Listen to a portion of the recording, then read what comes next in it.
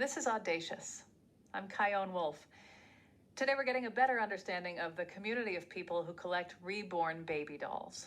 These are hyper realistic looking and feeling babies, infants. They're used therapeutically, for sure, and in a little bit you're going to meet a woman who says her life has greatly improved since she welcomed one into her life. But as we learned in the last segment, they're also works of art that draw a great deal of collectors. And the artists who make these babies look so mind-bogglingly real, they can make a good amount of money. Irene Golden is a reborn artist from Spain and the owner of Latidos Reborn, where for the past 6 years, she sold over 100 tiny bundles of art. But before she got into this line of work, what was it like for her the first time she met one of these dolls? Well, the first reborn baby I hold in my arms was the one washed by my sister.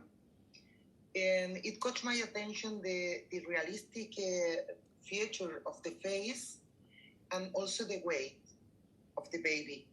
And the posing was very, very real. So I asked to my sister, can you let me to ensemble the baby to see how it is made? And after I was looking the baby for a long time, and I look at her and I say, I can do it. I never saw something like that because in my childhood, all the dolls were in plastic and very tough.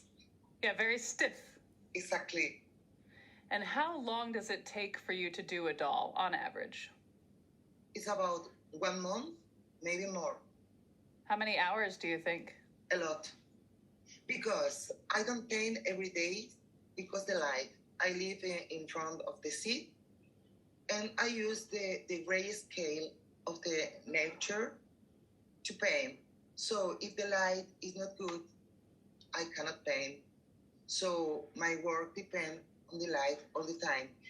So I have long progress. I don't paint every day. I only choose the best hour on the light. So each artist have a technique. I see on your website you have babies that are available, but do people sometimes contact you to specifically design a doll just for them? Yes, but I don't do it.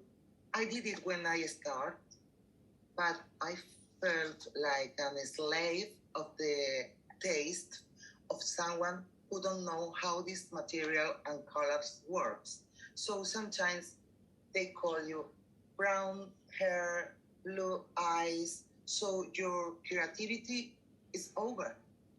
You are simply a painter who made something to the taste of the others. So I stopped 1 year and I said, I don't want to make custom anymore.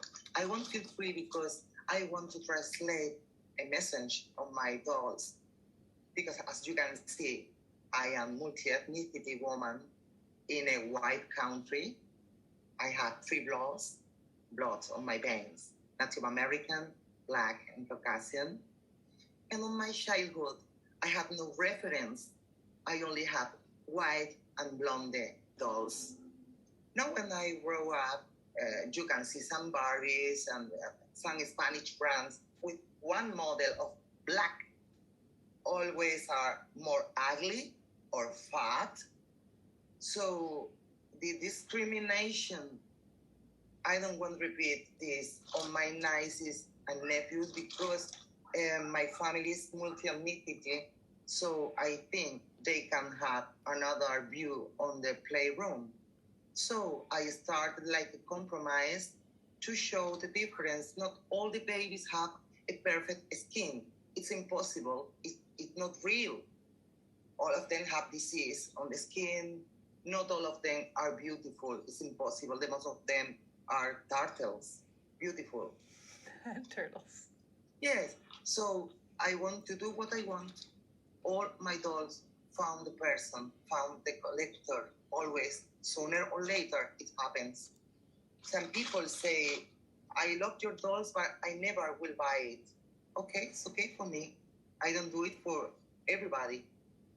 I do it for people who understand what I want to say with my dolls, because I think it's important that you find vitiligo, albino, Black African, Native American, indigenous, because the word is diversity. Some people say it's risky what you do because it's not easy to sell. But I don't paint for collectors, I paint for me. That's the difference. Irene Golden, thank you so much for talking with me. My pleasure. Thank you so much.